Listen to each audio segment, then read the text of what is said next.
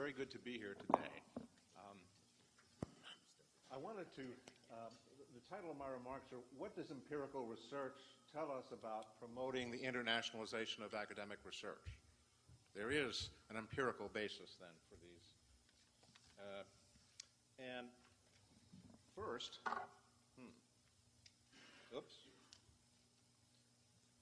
just to clarify about what I mean by the internationalization of faculty research.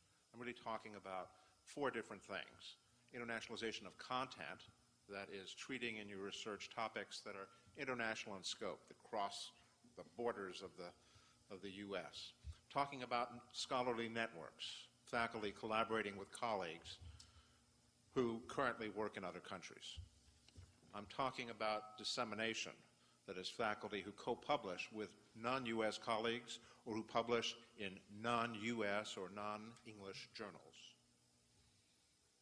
I'm talking about funding, that is faculty research supported by funds from international or other non-U.S. organizations. Data sources are two. One is primary and one is secondary. The first one is a survey we did in 2007-08 called the Changing Academic Professions Survey. It was intended as a 15-year follow-up on the 1992 survey that the Carnegie Foundation for the Advancement of Teaching had done. And we did our survey in 19 countries.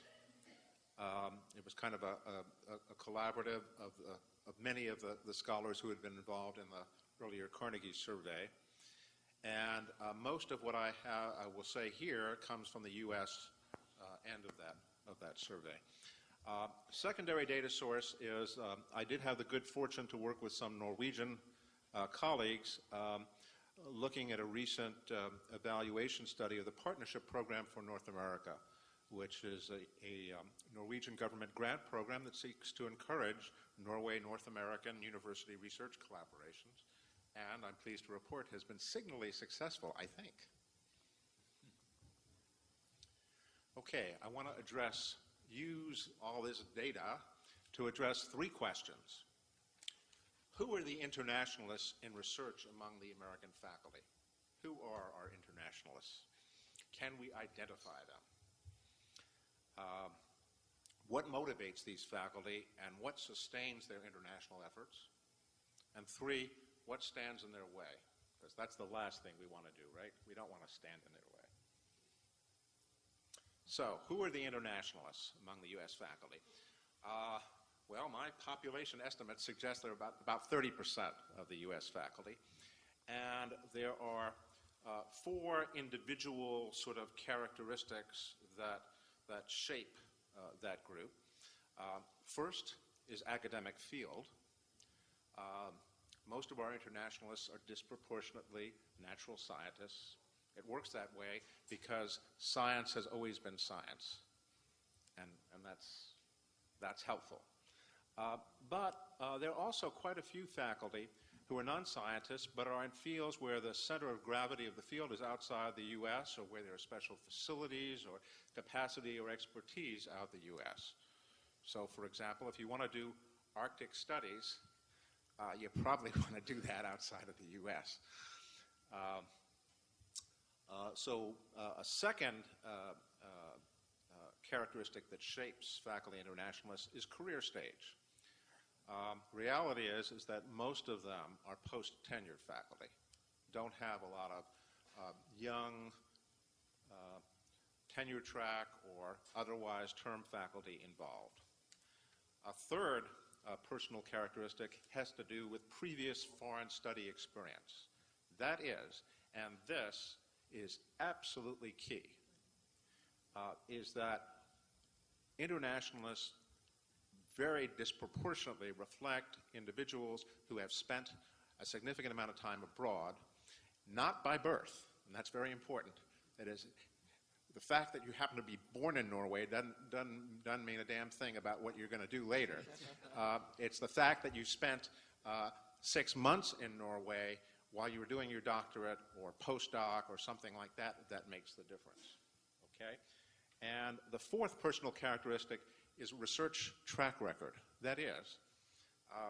And this is kind of intriguing, and I think I hope will promote some conversation and builds on a point that you were raising earlier, is that the most international faculty tend to be the most productive faculty in research terms. And there's no cause and effect here. I don't know if going abroad and having a passport makes you productive, or whether being productive gets you lots of invitations and requires that you get a passport, and whether you want to or not. And what I've added here, by the way, these little figures here, 2x, 1.5x, 3x, 4x, you see those? Those are odds ratios in logistic regression analysis.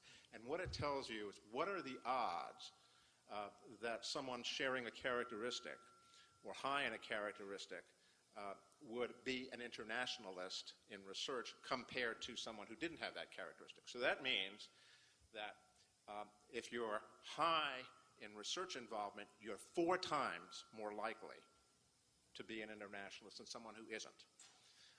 Similarly, if you have that extended period of foreign study experience, you're 3 times or more, 3.5 times more likely than someone who hasn't. If you're post-tenure, if you're more senior, you're 1.5 times more likely. And if you're in the natural sciences, you're twice as likely.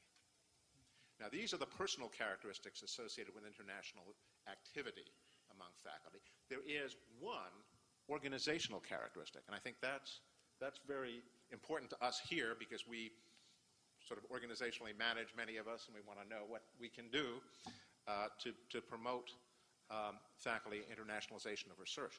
The organizational characteristic is not what I expected, I got to tell you.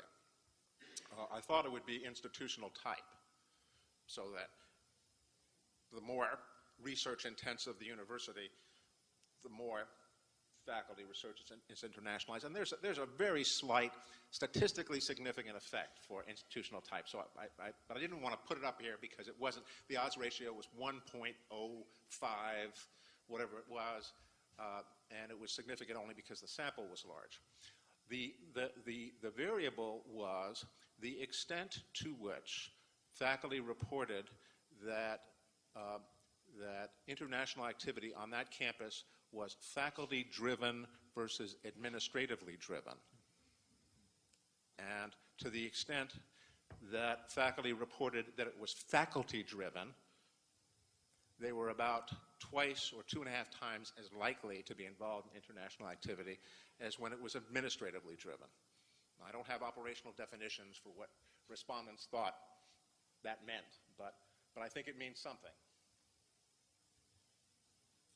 What motivates faculty and what sustains their international efforts? I think there are a bunch of things, and now I'm going to draw on the Norway study considerably. What's key is that faculty are working on projects that matter to them, that build on previous work or relationships. This is very much grassroots work. This is not trickle down. Ain't much trickle going. It's going the other way. And that's a very important point. And indeed, very frequently in the Norway project, what leaders would do on the campuses is inventory and find out what was going on and try to make those matches based on what was going on. Okay, a second and related is that faculty see clear individual career benefits, especially in terms of contributing to their own future productivity and careers.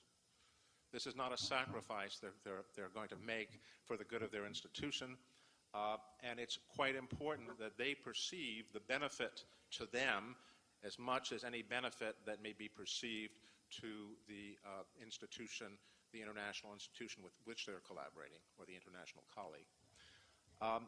And here's the other piece to that. Beyond the individual grassroots factor, there needs to be clear departmental and broader institutional involvement and support.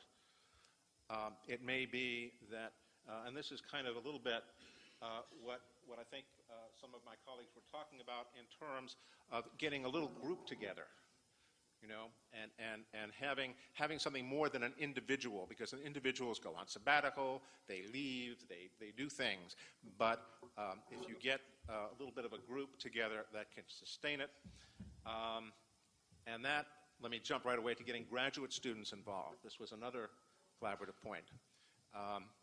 Graduate students affect other graduate students. All you have to do is affect one graduate student, and you may have, depending on which student you've affected, it may be the whole department shortly.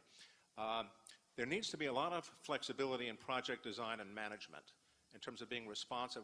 When you're developing a partnership, all kinds of things can happen, and any program that is really rigid in terms of how the money can be spent, whether you expect to do something in year one, but you spent so much time doing something else that you couldn't get to it. And if you have no carryover, you're in deep trouble. The project is gone. The project's over. So you have to have lots of flexibility. And finally, the project, particularly in the Norway projects, were tended to be concretized in curricular experiences and in the curriculum, which tends to make it enduring. Once something has a course number, it's eternal, right? I mean, so all right. What stands in their way? What stands in their way, my friends, is the North American bubble, or the U.S. bubble, whatever kind of bubble you choose to call. But we in the U.S. live in a bubble, by God, and we think it begins and ends here, and some of us to this day, I have colleagues who think that the best work in their field is being done in the U.S., whether or not that is the case. But they think that. It's a little bit of the center of the universe sort of thing. And so that international activity is simply not critical. I mean, everybody's writing in English, right? You want to publish in English journals. We're doing that. So why do we have to go somewhere else to publish in English journals, right? And there are also some real career risk factors, particularly that younger faculty see in going abroad.